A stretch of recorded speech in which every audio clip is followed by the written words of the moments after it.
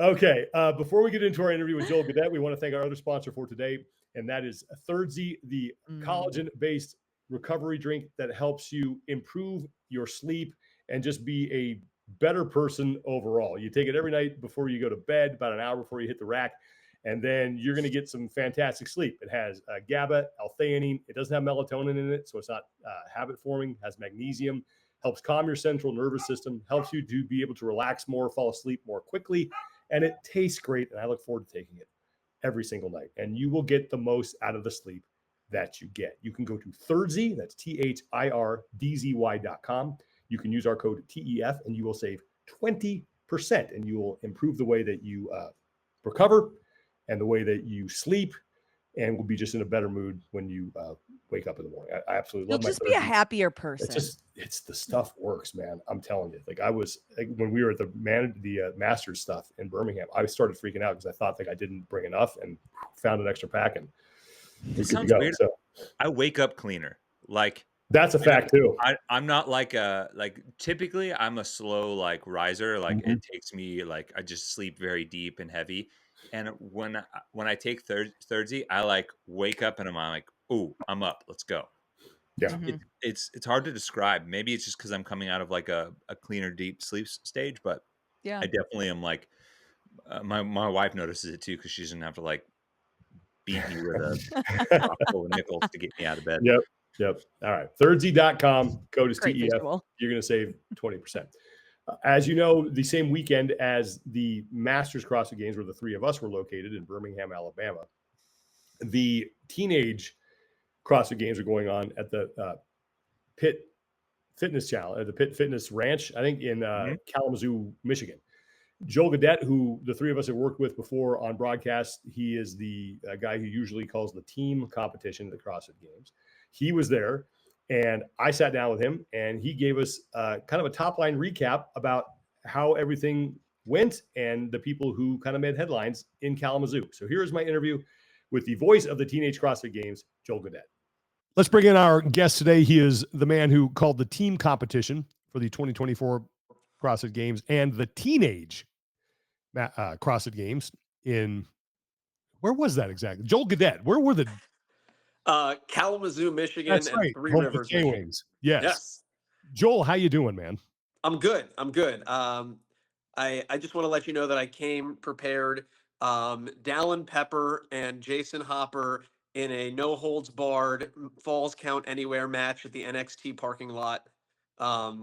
That's my WrestleMania CrossFit contribution for the year. I love it. You know, and it's hilarious that you bring that up, because we didn't talk about this before you hopped on here. But I got a couple requests from Masters athletes. You're like, you guys got to do that again. All right, we'll bring it back. And so maybe this might be the spark that lights the flame here, and maybe we'll have to get you on there. But we were obviously at different competitions this past weekend. I was at the Masters competition. You were at the Teenage competition. What was the feel like there? It's different, right? So you can answer that in a couple of different ways. The first one is, it felt really good to be at a CrossFit Games competition, and there was an interesting sense of normalcy to it, because for obvious reasons, the CrossFit Games themselves did not feel like the CrossFit Games. And I don't want people to take that the wrong way, to be thinking of oh, they moved on, and it's in the past.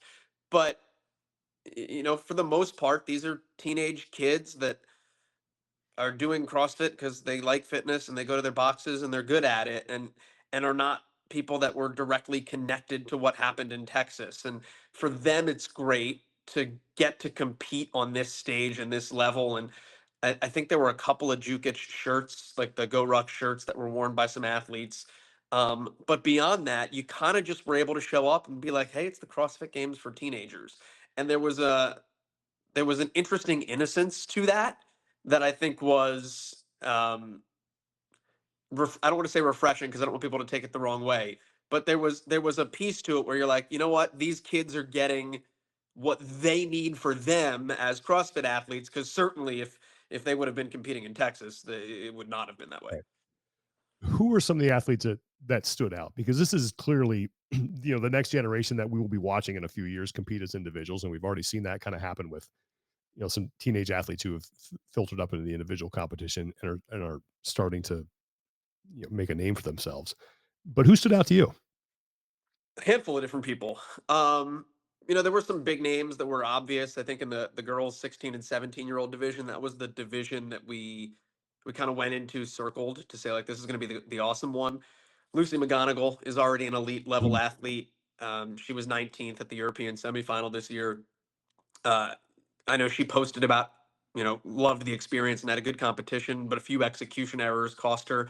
And she wound up in third, and I think was the heavy favorite as the two-time defending champion, but somebody that I would certainly keep an eye on. She got beat by Reese Littlewood, who's a semifinal athlete, was at North America East semifinals this year and was awesome and was a top one or two finisher for almost every event this weekend. Not to forget Elsie Larson, who wound up finishing second.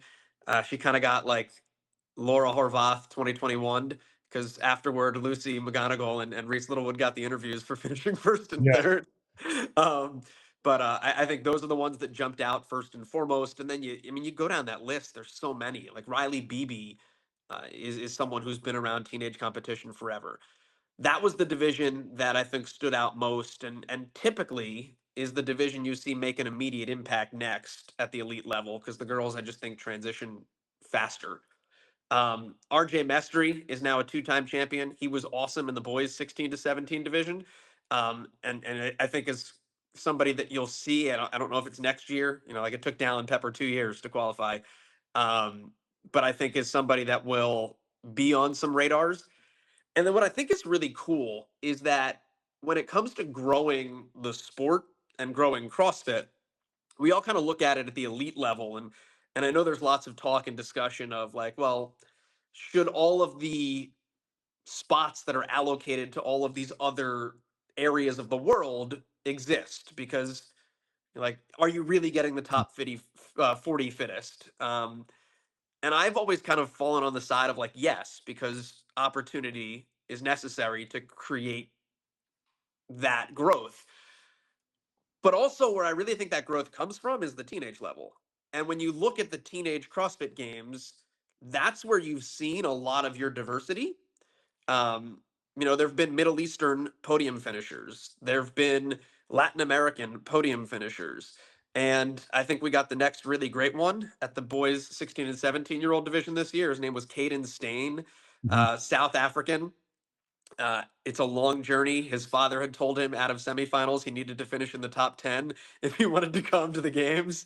So he did, and then he crushed it. He finished in the top two. He had the lead going into the final event, which he knew he wasn't going to hold, and he called his shot. It just wasn't. It just wasn't his event. But Caden Stain's a guy that finished 11th at the elite African semifinal. So like that's a guy, when you look to the next generation, how does the sport grow? Look to the teenagers that are coming from those non-traditional regions, so to speak, and I think you'll start to see some names that get on the radar maybe more quickly. I'm sure you were able to talk to parents, athletes during some downtime. When we were talking to athletes at the Masters games, it was weird. Kind of one reaction was, "Oh well, we're not on the big stage." But there was another reaction was like, "This is so cool because it's more. We would be on a big stage, but there weren't a lot of people."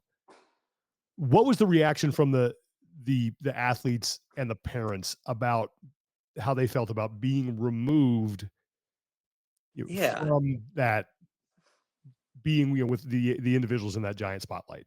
it wasn't a discuss to be honest. Like it wasn't a discussion I had a ton. Okay. Um, but it was certainly different, and I think that kind of goes back to your first question a little bit of like what did it feel like. It was different because I didn't walk outside and go to the get a. I was gonna say I didn't walk outside to get an acai bowl, but that's not true. They had those. Um, Yeah.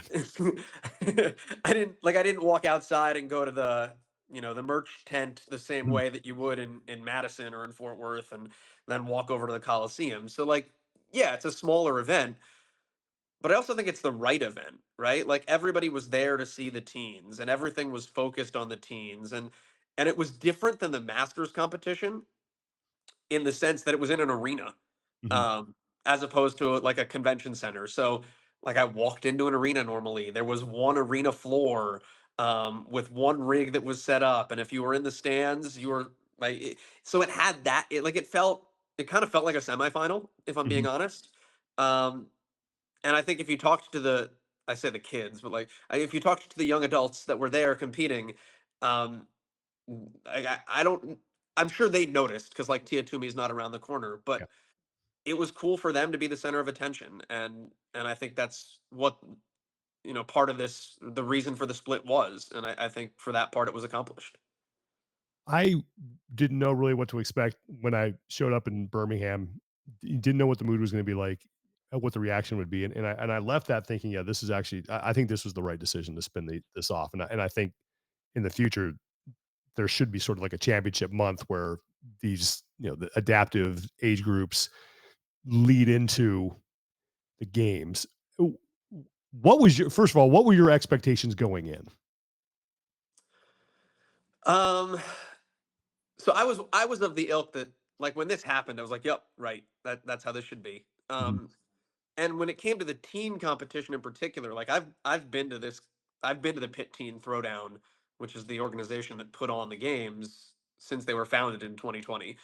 Um, so I kind of knew the people that were behind it. I knew this would be a bigger vibe, but like I I kind of knew what to expect and what I was walking into. Like I wasn't walking into an unknown, Mhm. so to speak. Um, and I know the people that were putting this on care about it a lot, care about teenagers a lot and their space in CrossFit. So like I knew that they were going to put um, kind of their hearts on the line and wear their hearts on their sleeves. And I also knew that I'm sure there would be some growing pains along the way because you're putting on a competition of this magnitude for the first time. Um, and that's the case, I'm sure, if you go back to the first time the CrossFit Games left Aromas. Right? I mean, we used to do the CrossFit Games like in any direction. There weren't even lanes.